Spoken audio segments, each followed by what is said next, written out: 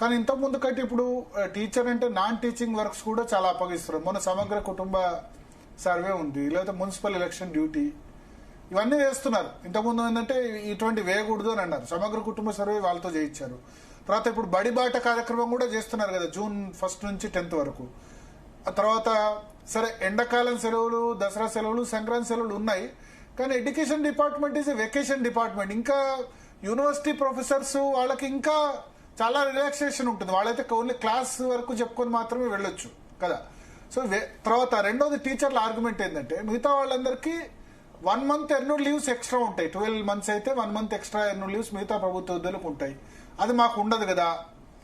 మమ్మల్ని vacation department, education డిపార్ట్మెంట్తో అందరూ కూడా మాకు సెలవులు ఎక్కువ, దసరా సెలవులు ఎక్కువ, సంక్రాంతి సెలవులు, వాటిలో ఆ సమయంలో కూడా శిక్షణ వేరే పెడుతున్నారు కదా. వేసవి సెలవుల్లో కూడా అందరికి June 12th అయితే June 1 నుంచే బడిబాట ఇటువంటి కార్యక్రమాలు పెడుతున్నారు కదా. ఎందుకు పర్టికులర్గా ఒక సిస్టమ్ని టార్గెట్ చేసి వాళ్ళ బాధ ఏంటంటే టీచర్లకు మీద ఆల్రెడీ అక్కసు ఉంది సమాజంలో కొంత. దీన్ని ఆ వ్యవస్థను గనక ఇబ్బంది అయితే రాబోయే రోజుల్లో టీచింగ్ ఫీల్డ్కి ఎవరు రాకపోవచ్చు, ఇట్లా వాళ్ళ ఆందోళన. అయితే మా దాంట్లో రికమెండేషన్, మంచి స్ట్రాంగ్ రికమెండేషన్ మేము ఏం చేసామంటే టీచర్లకి నాన్ టీచింగ్ జాబ్ ఉండకూడదు, అస్సలు ఉండకూడదు. ఏ జాబ్ ఉండకూడదు. ఈ మిడ్ డే మీల్స్ రెస్పాన్సిబిలిటీ ఉండకూడదు. సో అట్లాగే కంప్యూటర్ నింపే రెస్పాన్సిబిలిటీ ఉండదు, యాప్స్ నింపే రెస్పాన్సిబిలిటీ ఉండదు. సో దీనికి సంబంధించి non teaching activities separate mechanism ఉండాలని మేము రికమెండ్ చేస్తాం. నంబర్ 1.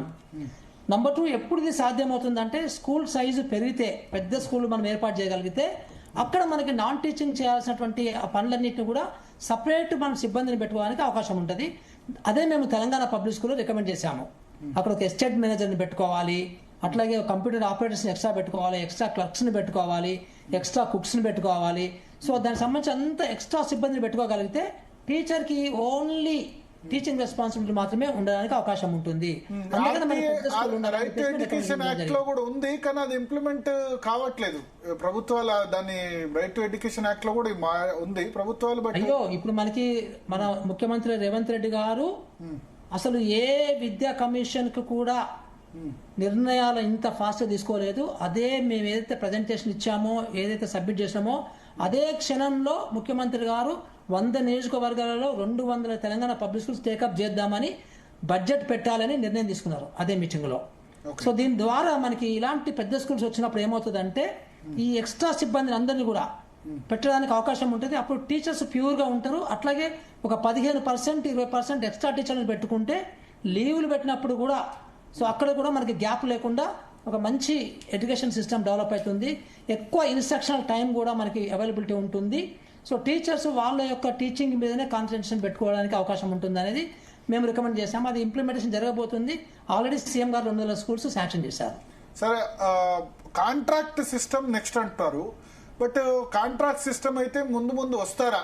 ఇప్పుడు టీచింగ్ ఫీల్డ్ ఇంతకుముందు చాలా ఎక్కువ మంది బయటకు వచ్చేవాళ్ళు, కానీ సాఫ్ట్వేర్, ఫార్మా, ఈవెన్ ఇప్పుడు హైదరాబాద్లో ఉంటున్న క్యాబ్ నడుపుకుంటున్న వాళ్ళు కూడా నెలకి 30-35 వేల వరకు సంపాదిస్తున్నారు.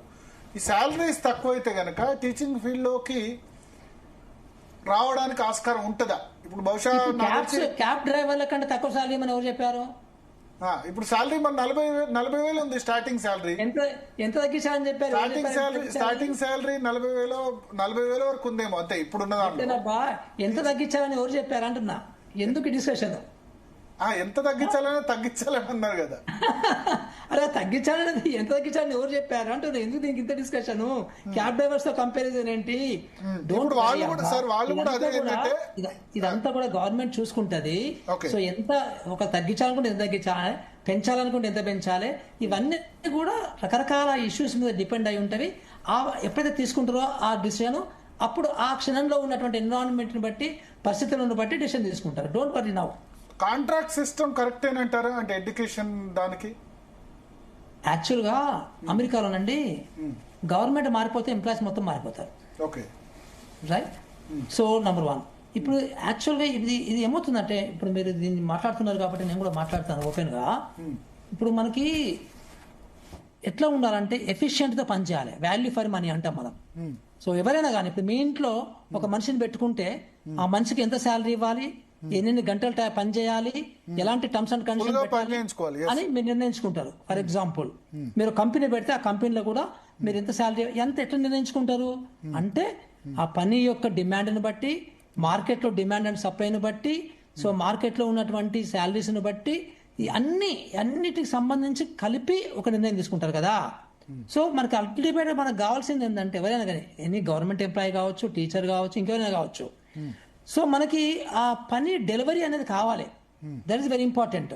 అంటే ఇప్పుడు గవర్నమెంట్ ఎంప్లాయీస్ అందరూ కూడా సో మనము ఏదో చెడ్డవాళ్ళు లేకపోతే టీచర్స్ అందరూ చెడ్డవాళ్ళని కాదు, కానీ ఉన్న సిస్టంలో ఆ ఎఫిషియన్సీ పెంచడానికి కావాల్సినటువంటి ఎలాంటి పద్ధతులు ఉన్నాయో ఆ పద్ధతులని కొన్ని మనం ప్రైవేట్ కంపెనీల నుంచి నేర్చుకోవచ్చు, కొన్ని ఇతర దేశాల నుంచి నేర్చుకోవచ్చు, కొన్ని మన అనుభవాల నుంచి నేర్చుకోవచ్చు. అవన్నీ కూడా జరగాలి అట్లా. సో ఇప్పుడు ఉన్న ఎంప్లాయీస్ కి ఉన్న ఉద్యోగ భద్రత ఉండడం వల్ల కరెక్ట్ గా పర్ఫార్మ్ మమ్మల్ని మేమేం చేసినా పర్లేదు అన్న ధోరణి వచ్చిందంటారా? జాబ్ సెక్యూరిటీ వచ్చింది, డెఫినెట్ గా వచ్చింది. పక్క మీకు తెలియదా, నేను చెప్పాలా? అంటే ఇది ఓన్లీ ఎడ్యుకేషన్ డిపార్ట్మెంట్ అయినా ప్రభుత్వ ఉద్యోగులు అందరికీ అందరు ప్రభుత్వ ఉద్యోగులకు కూడా అది ఉంటుంది డెఫినెట్ గా. సో మాకు జాబ్ రాగానే మేము రిలాక్స్ అయిపోతాం కదా కొంచెము డెఫినెట్ గా. సో అదందరూ మీకు తెలియదా, ప్రజలందరూ తెలియదా, నేను చెప్పాలా? సో డెఫినెట్ గా అన్ని ఉంటాయి, ఎందుకంటే అప్డేషన్ కాము మేము కొంచెం తక్కువ నేర్చుకుంటాం మేము. సో ప్రైవేట్ లో ఉన్నట్టు అంత ఫాస్ట్ మేము నేర్చుకోము, ఇవన్నీ ఉన్నాయి. సో ఇవన్నిటికీ సిస్టమేటిక్ గా మనము సొల్యూషన్స్ కనుక్కోవాల్సిన అవసరం ఉంది. సో మేబీ ఐ థింక్ అది గవర్నమెంట్ తప్పు కూడా ఉండొచ్చు, ఎందుకంటే వాళ్ళతోని ఎక్కువ పని తీసుకోకుండా ఉండడానికి కూడా. సో ఎందుకు గవర్నమెంట్లు అసలు ఒక అటెండెన్స్ సిస్టమ్ కూడా ఎందుకు ఇంప్లిమెంట్ చేయలేకపోతున్నాయని అర్థం కాదు. ఇప్పుడు ఎఫ్ఆర్ఎస్ సిస్టమ్ ఉన్నట్టుంది కదా, ఫేషియల్ రికగ్నిషన్ పెట్టినట్టున్నారు. సిస్టమ్ నిన్నాక మొన్న పెట్టారు, అది కూడా యాక్చువల్ గా ఇంకా అది ఏదో దాన్ని ఎవరు రివ్యూ చేస్తున్నారు. సో దానికి సంబంధించినటువంటి ఇంకా చాలా ఉన్నాయి. అది మొత్తం 100% ఇంప్లిమెంట్ కావాలంటే ఇంకా పర్ఫెక్ట్ గా చేయాల్సిన అవసరం ఉంటుంది. సో అంటే మనము ఈ గవర్నమెంట్ అనేసరికి ఎందుకు రిలాక్స్ అవుతాం అనేది కూడా మనము ఆలోచన చేయాల్సిన అవసరం ఉంది. ఇప్పుడు చీఫ్ మినిస్టర్ గారు is the chief executive of the state. So ఇప్పుడు మనకు గవర్నమెంట్ కూడా ఒక కంపెనీ అనుకోవాలి మనము. అప్పుడే మనము ప్రజల నుంచి వసూలు చేసినటువంటి పన్నులకి ఒక కరెక్ట్ గా న్యాయం చేసినట్లు అవుతాం కదా మనము. సో ఇది మనము డెఫినెట్ గా అందరి బాధ్యత ఇదంతా కూడా. మన సమాజాన్ని ఎవరో అమెరికా నుంచి వచ్చిన వాళ్ళు బాగు చేయరండి, మనమే బాగు చేసుకోవాలి.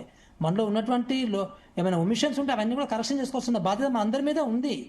అదేదో మనము ప్రజలు పన్ను కడుతున్నారు, మనం ఎట్లా చేసినా పర్లేదు అన్నట్టు ఉంటే కరెక్ట్ కాదు కదా.